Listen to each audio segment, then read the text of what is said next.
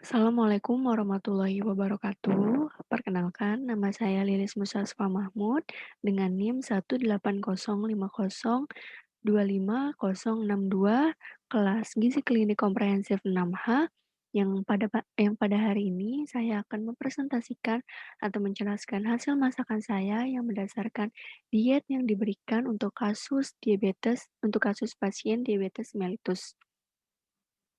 Baik, pada malam hari ini, outline penjelasan yang akan saya, paparkan yaitu yang pertama ada penjelasan persiapan bahan makanan, lalu yang selanjutnya ada, penjelasan perihal proses pemasakan, yang dibarengi dengan, penyajian masakannya, lalu yang terakhir ada presentasi hasil. Baik, kita langsung ke outline pertama, kepada rangkaian pertama yaitu, penjelasan persiapan, bahan makanan yang akan saya tampilkan dalam bentuk video. Baik, pada persiapan bahan makanannya, hal yang pertama kali adalah, kita harus cuci tangan dulu ya, sebelum melakukan persiapan. Tadi sebelumnya saya sudah melakukan cuci tangan, selanjutnya saya langsung mencuci, bahan makanan seperti ikan mujairnya ini akan saya gunakan, yang sebelumnya sudah dibersihkan isinya dan insangnya. Lalu, eee, ini saya bilas 2 kali untuk memastikan bahwa benar-benar tidak ada kotoran. Selanjutnya untuk sawi putih, atau cesimnya itu juga saya cuci terlebih dahulu sebelum dipotong-potong atau sebelum diolah.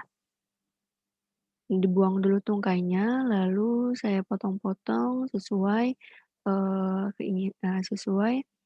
yang diinginkan.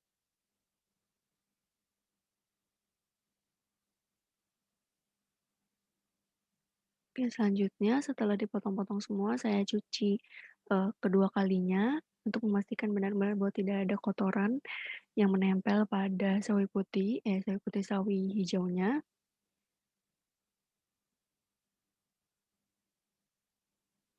Baik, terus selanjutnya saya mencuci, tomatnya, sama seperti sawi putih sebelum dipotong saya cuci terlebih dahulu. Ini karena, 1 buah tomat saya potong menjadi 8. Selanjutnya, saya mempersiapkan tahu yang akan digunakan. Ini dipotong-potong dadu,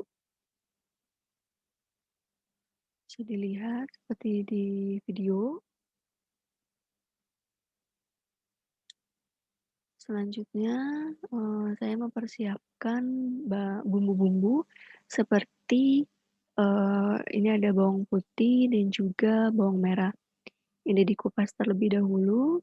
Untuk bawang putihnya saya menggunakan 1 siung dan bawang merahnya saya menggunakan 2 sampai 3 siung bawang merah. Setelah dibersihkan, selanjutnya akan saya geprek biar pas ketika dimasak aromanya akan keluar tanpa, terlalu banyak irisan bawangnya. Ini untuk sampahnya, ini saya kumpulkan lalu saya buang. Lalu selanjutnya, ini untuk, eee, hasil akhir persiapannya di sini ada sawi hijau atau cesinya yang sudah dibersihkan dan dipotong lalu dibilas lagi. Lalu ada tahu putih, ada tomat yang sudah dibersihkan dan dipotong, lalu ada bawang putih dan bawang merah.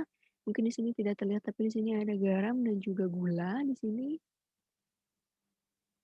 Selanjutnya, ini untuk ikannya, ikan mujair gorengnya, ini saya menggunakan 1 potong dan juga ada bumbu raciknya ini.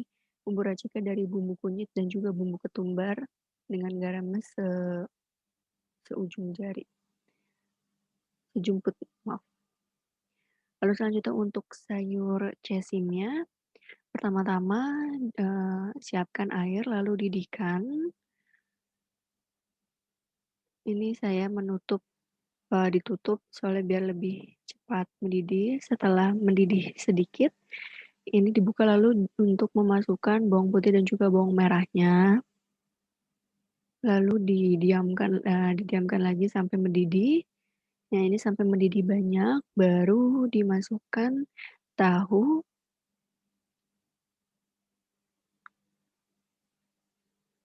serta daun sesamnya.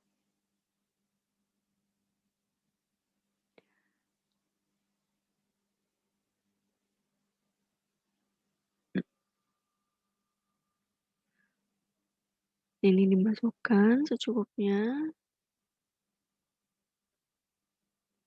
lalu diaduk biar bahannya dapat direbus dengan sempurna. Lalu selanjutnya masukkan garam garam serta gula untuk menambah rasa. Ini diaduk kembali, lalu habis itu ini ditunggu sampai, daun sesamnya ini matang dan juga tahunya matang.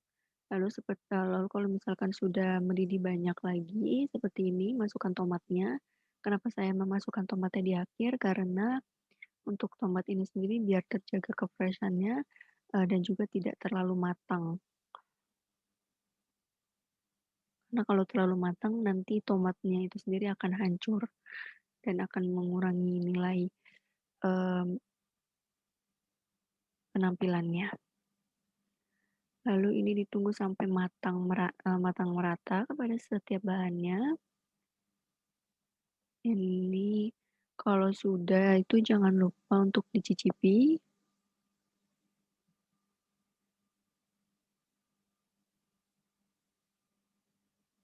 lalu ditunggu sampai matang bahan-bahannya. Jika sudah,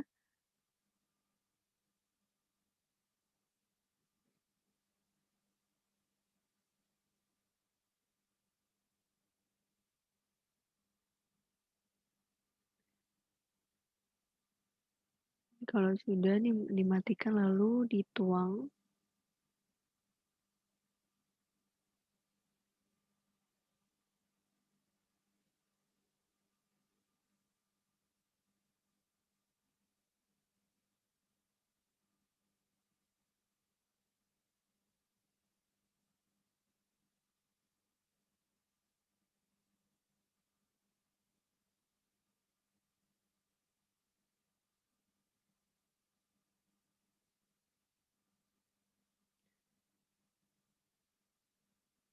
Lalu selanjutnya kita masuk ke menu makanan kedua, yaitu ikan mujair goreng.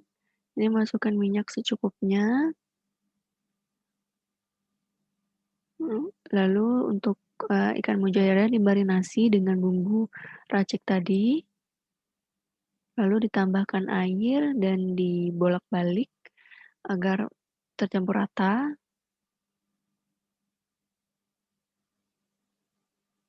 Jika minyak sudah panas, maka bisa langsung digoreng sampai berwarna kecoklatan. Selepas itu dibalik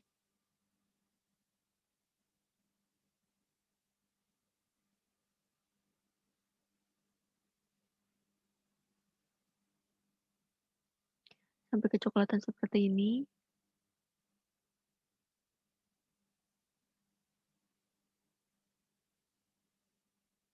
Selanjutnya itu ditiriskan. Nah, ini untuk sebentar.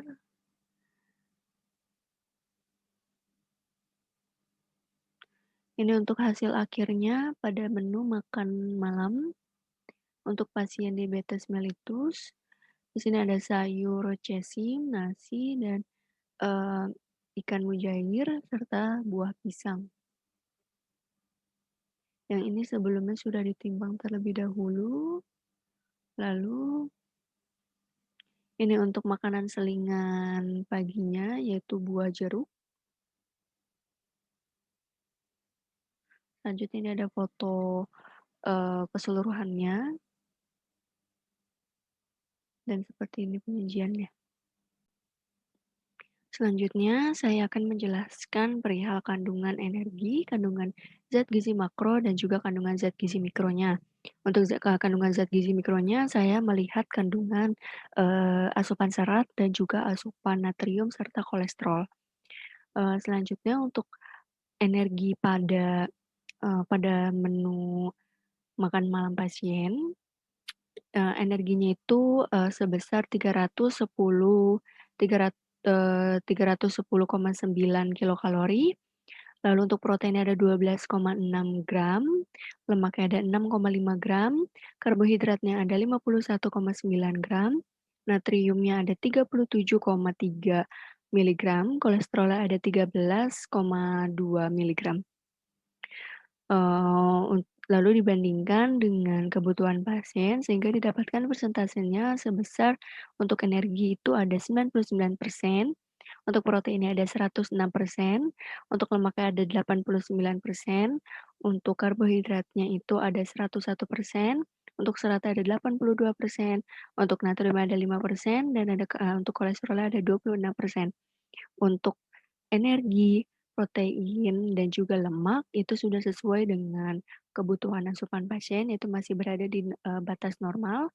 Lalu untuk, lemak, serat, itu berada di defisit ringan, eee, ka berada di defisit ringan, lalu untuk natrium dan kolesterolnya masih sangat kurang.